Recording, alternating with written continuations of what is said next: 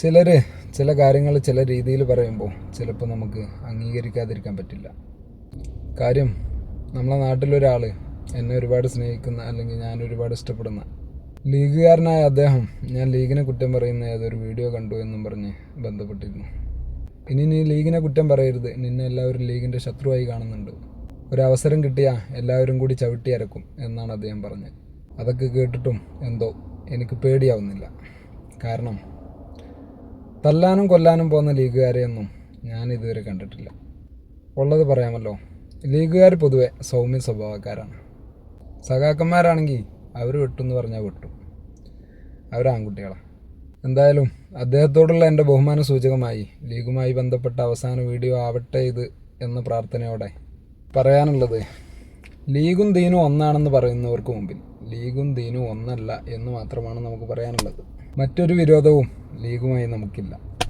League മുസ്ലിം സമുദായത്തിന് വേണ്ടിയാണെന്ന് K M Shaji പറഞ്ഞപ്പോൾ മുസ്ലിങ്ങളുടെ മൊത്തത്തിൽ താനാവണ്ട എന്നേ നമ്മൾ പറഞ്ഞിട്ടുള്ളൂ.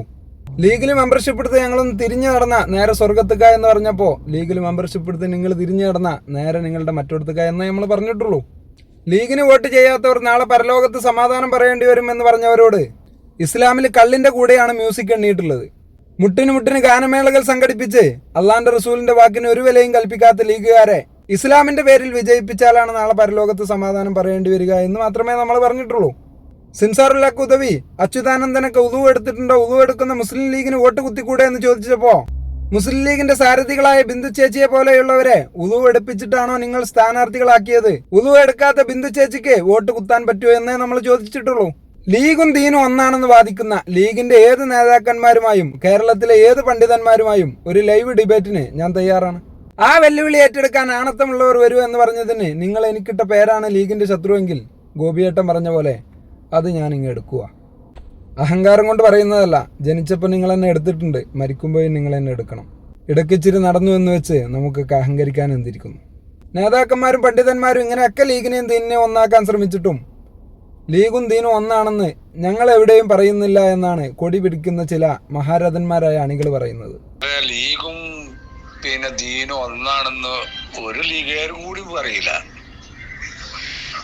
ലീഗുകാര് മുജീബിന്റെ വാക്ക് മാത്രം ആ ഭാഗം മാത്രം അടർത്തിയെടുത്തിട്ടുള്ള പ്രസംഗങ്ങള് സോഷ്യൽ മീഡിയ കൂടെ പങ്കുവെക്കുമ്പോ അതില് തെറ്റിദ്ധരിക്കപ്പെടുകയാണ്. ലീഗിനെയും ദീനിനെയും ഒക്കെ അങ്ങനെ ചേർത്ത് വായിക്കാനാണ്. എന്തിനാണ് നിങ്ങളൊരു പരീക്ഷണവുമായി ഈ മുസ്ലിങ്ങൾക്ക് മാത്രമായി ഒരു പാർട്ടി രൂപീകരിക്കുന്നതെന്ന് ചോദിച്ചപ്പോ നമ്മൾ ഇന്ത്യൻ യൂണിയൻ മുസ്ലിം ലീഗാണ്, നമ്മൾ കേവലം ലീഗല്ല. ആരെങ്കിലും ഒരാൾ ഈ പാർട്ടിയുടെ കൂടെ നിന്ന് ഈ പാർട്ടിയെ വഞ്ചിച്ചിട്ടുണ്ടെങ്കിൽ 5 വർഷത്തെ തെരഞ്ഞെടുപ്പിൽ ലീഗിന്റെ സ്ഥാനാർത്ഥി പരാജയപ്പെട്ടിട്ടുണ്ട്. പക്ഷേ കാലാകാല ആഖിറത്തിൽ നിങ്ങൾ കൈകെട്ടി മറുപടി പറയേണ്ടി വരിക തന്നെ ചെയ്യുമെന്നാണ് നിങ്ങളോട് എനിക്ക് പറയാനുള്ളത്. കാരണം അതെ, മതം പറഞ്ഞു വോട്ട് പിടിക്കുന്ന നേതാക്കന്മാർക്കല്ല, അത് കേട്ട നമുക്കാണ് തെറ്റുപറ്റിയിരിക്കുന്നത് പോലും. BJP ഇന്ത്യരാഷ്ട്രം കെട്ടിപ്പടുക്കാൻ പെടാപാടുപെടുന്നതും മുസ്ലിം ലീഗ് സമുദായത്തിന്റെ പേരിൽ വോട്ട് പിടിക്കുന്നതും തമ്മിൽ ഒരു മാറ്റവും കാണുന്നില്ല എന്ന് മാത്രമല്ല, ലീഗ് ഇസ്ലാം എന്ന് പറയുന്ന പവിത്രമായ മതത്തെ കേവല രാഷ്ട്രീയ താല്പര്യങ്ങൾക്ക് വേണ്ടി വളച്ചൊടിക്കുമ്പോൾ ശബ്ദിക്കാതിരിക്കാൻ പറ്റുന്നില്ല. പഞ്ചായത്ത് ഇലക്ഷനൊക്കെ വരാൻ പോകണം, ഏറ്റവും വലിയ ഉപകാരിക്ക് വോട്ട് കൊടുക്കണം, പാർട്ടി നോക്കണ്ട. കാരണം നമ്മുടെ വാർഡിലും ഇതിലൊക്കെ മത്സരിക്കുന്നവരാകുമ്പോൾ ഉപകാരിക്ക് കൊടുത്താലേ ഗുണം ഉണ്ടാവുള്ളൂ, പാർട്ടി നോക്കിയാൽ ഗുണം ഉണ്ടാവില്ല. അതിനൊക്കെ ഓടി വരും. അതുകൊണ്ട് അങ്ങനെ നോക്കി വോട്ട് ചെയ്യേണ്ട സമയമാണ് ഇപ്പോൾ വരുന്നത്. നമ്മുടെ കൂട്ടത്തിൽ നിന്നുകൊണ്ട് നമുക്ക് ഏറ്റവും അധികം കാര്യങ്ങൾ ചെയ്തു തരാൻ പറ്റുന്ന ഉപകാരിയായ മനുഷ്യന് വോട്ട് ചെയ്യേണ്ട സമയമാണ്. അത് വരുമ്പോൾ നിങ്ങളത് ആലോചിച്ച് ചെയ്യണം. ഇങ്ങനെ പറയാൻ തൻ്റെ ഇടമുള്ള എത്ര പണ്ഡിതന്മാരുണ്ട് കേരളത്തിൽ. മൂപ്പര് പറഞ്ഞാണ് അതിൻ്റെ കറക്റ്റ്. നിങ്ങളുടെ വാർഡിൽ മനുഷ്യത്വമുള്ള നിലപാടുള്ള ജനങ്ങൾക്ക് ഉപകാരം ചെയ്യുന്ന മനുഷ്യൻ സ്ഥാനാർത്ഥിയായി നിൽക്കുന്നുണ്ടെങ്കിൽ അയാൾ ലീഗുകാരനാണെങ്കിലും BJP ആണെങ്കിലും സഖാവാണെങ്കിലും അയാളെ കൊണ്ട് നമുക്ക് ഉപകാരം ഉണ്ടാവുമോ എന്ന് മാത്രം നോക്കണം. MLA-മാരിലും MP-മാരിലൊക്കെ മനുഷ്യന്മാരുണ്ടായാൽ മാത്രമേ നമുക്ക് സമാധാനത്തോടു കൂടി ജീവിക്കാൻ പറ്റൂ. മുമ്പ് ലീഗിൻ്റെ കുത്തകയായിരുന്ന നമ്മുടെ വാർഡിൽ ലീഗ് തോറ്റത് മാനുമാസ്റ്റർ എന്ന് പറയുന്ന മനുഷ്യനുമായി മത്സരിച്ചപ്പോയായിരുന്നു. ഈ ഇലക്ഷൻ മുൻനിർത്തി കൈപ്പക്ക് പറയാനുള്ളത്, നിങ്ങൾ മനുഷ്യന്മാർക്ക് വോട്ട് ചെയ്യൂ എന്ന് മാത്രമാണ്.